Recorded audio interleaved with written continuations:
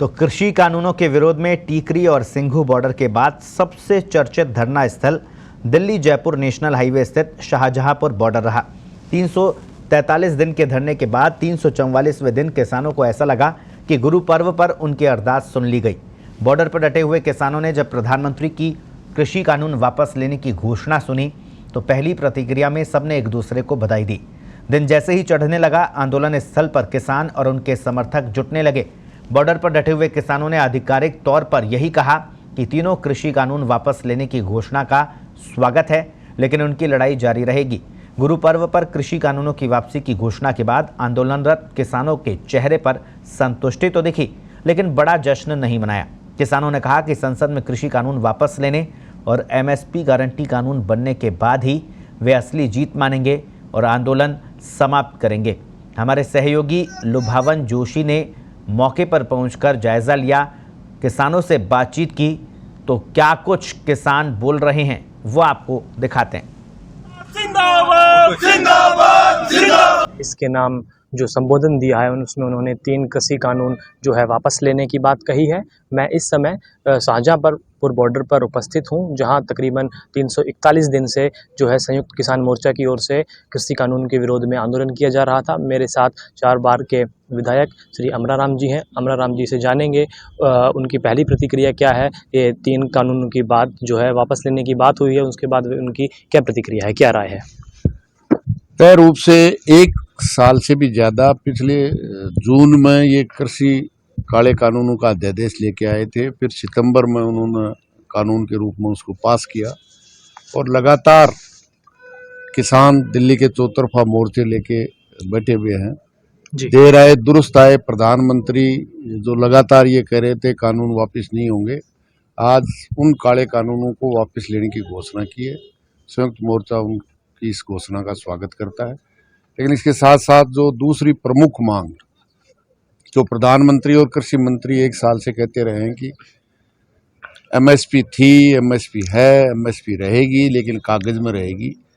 किसान संयुक्त मोर्चे की मांग है कि उसको कानूनी दर्जा दिया जाए और बिजली कानून का जो संशोधन लेके आए हैं, जो गरीब व्यक्तियों को, किसानों को जो राज्य सरकारें सब्सिडी देती है, वो बंद करने का संशोधन लेके आए हैं, इसलिए वो वापस ले। निश्चित रूप से ये हमारी प्रधानमंत्री से निवेदन है कि अब वो अगर सही में काले कानून वापस लिए तो ये 2 मांग भी पूरी करें, जिससे किसान भी जो 1 साल से इस आंदोलन में सड़क पे प्रकृति की मार झेल रहा है, निश्चित रूप से वो वापस जाए। अमराराम जी, सब ये जानना चाह रहे हैं कि आप तकरीबन 341 दिन से बॉर्डर पर किसान मौजूद हैं, कुछ असुविधा भी आम लोगों को हो रही है। उनका ये जानना है कि ये आंदोलन कब समाप्त होगा और जो ये दिल्ली जयपुर हाईवे है ये कब से सामान्य हो पाएगा।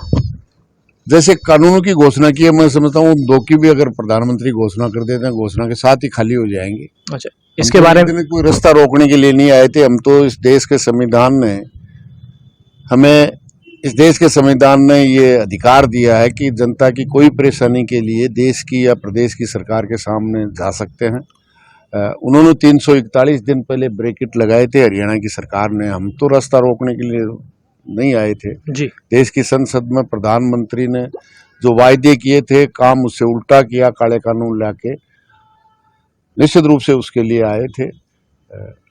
हम इसलिए इस पानी नाक तक आ गया। न केवल इस आंदोलन में 700 से ज्यादा किसानों ने शहादत दी है, बल्कि नीतियों के चलते हुए 4 लाख किसानों ने कर्जे में नीतियों के कारण फंस करके आत्महत्या की और आज भी प्रति घंटा 52 किसान देश में आत्महत्या कर रहे हैं। इसलिए वो रुके, इसलिए काले कानून तो और ज्यादा आत्महत्याएं 52 प्रति घंटा की बजाय 152 वो हो रही थी। लेकिन एमएसपी मिलेगी तो मैं समझता हूं कि जो देश का अन्नदाता आज इन नीतियों के कारण कर्जे में दबकर आत्महत्या कर रहा है, वो रुके, देश विकास करे। किसान और खेत मजदूर खुशहाल होगा तो देश खुशहाल होगा। वो 70% खरीदार वो हैं, इसलिए निश्चित रूप से वो मांगे में माने। बाकी परेशानियां, आंदोलन परेशानियां होती हैं, किसी की मैरिज में नहीं आए हैं, हम फेस्ट नहीं आए हैं। निश्चित रूप से यहाँ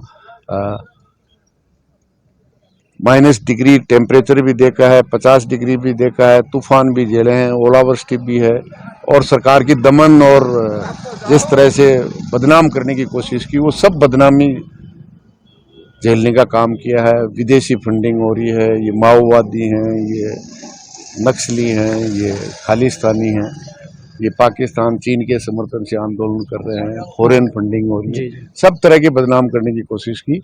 लेकिन आम जनता ने तन मन और धन से सहयोग किया, और मैं समझता हूँ ये जब तक बाकी दो मांगे नहीं मानी जाएगी, इसी तरह सहयोग रहेगा। उसके लिए उनको धन्यवाद, और आगे भी सहयोग जारी रखें। निश्चित रूप से काफी लंबे समय के संघर्ष के बाद आज जो घोषणा हुई है उसका किसान संगठन स्वागत करते हैं।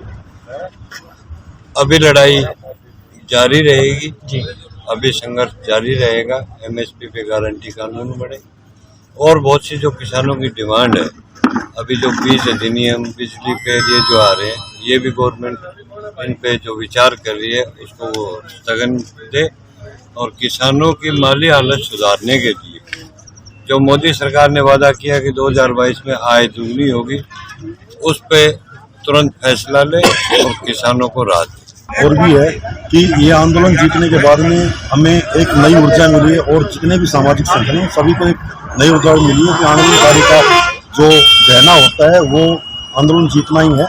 और ये आंदोलन जीतने के बाद में हर आंदोलनकारी के दिल में एक विश्वास पैदा हुआ है कि अभी संविधान जिंदा है और लोकतंत्र अभी जिंदा है, और अगर लड़ेंगे तो जीतेंगे। आज प्रधानमंत्री नरेंद्र मोदी ने जो है राष्ट्र के नाम संदेश देकर जो है वो घोषणा की है। उसके बाद किसानों में हालांकि खुशी का माहौल है, लेकिन उनका कहना है कि जब तक संसद में इसकी घोषणा नहीं होगी तब तक वो अपनी असल जीत नहीं मानेंगे। आज हमने इन तंबुओं का दौरा किया तो लगभग 1 साल से यहाँ पर जो व्यवस्थाएं चल रही है उनके बारे में करीब से जानने का मौका मिला। किसान ने जो आंदोलन की अगुवाई कर रहे हैं उन्होंने बताया कि तकरीबन इस पूरे आंदोलन में 2 से 3 करोड़ रुपए का खर्चा आया है। प्रतिदिन यहाँ लंगर लगता था। जब आंदोलन अपने पीक पर था, अपने सबसे ऊपरी चरण पर था, तब 2 से 3 हज़ार लोगों का भोजन प्रतिदिन यहाँ बनता था। लेकिन इस आंदोलन के कारण कुछ जो लोकल लोग हैं उनको परेशानी हुई, जैसे कि आप ये जैम देखिए, जो ये पूरा जो जाम लगा हुआ है वो क्योंकि एक साइड से जो है वो रोड जा रहा है, बाकी डाइवर्जन हो चुका है। हमने तकरीबन 1 साल से इस आंदोलन का कवरेज कर रहे हैं। काफ़ी चुनौतियां आई, 3 बार एक तूफान का भी सामना इस आंदोलन ने किया है, लेकिन किसानों का हौसला नहीं टूटा। कोरोना के बीच भी किसान यहाँ डटे रहे, और जो है तंबू है तकरीबन 95% तंबू उनका कहना है किसानों का यहाँ पर जो है खराब हुए थे। उन्होंने तंबुओं को फिर से बनाया। कई गाँवों से गेहूँ आए और चंदा आया, उसकी मदद से ये आंदोलन धीरे धीरे ही सही लेकिन अब सफल हुआ है, ऐसा इन किसानों का मानना है। तो पत्रिका टीवी के लिए शाहजहांपुर बॉर्डर से राजेश के साथ मैं लुभावन।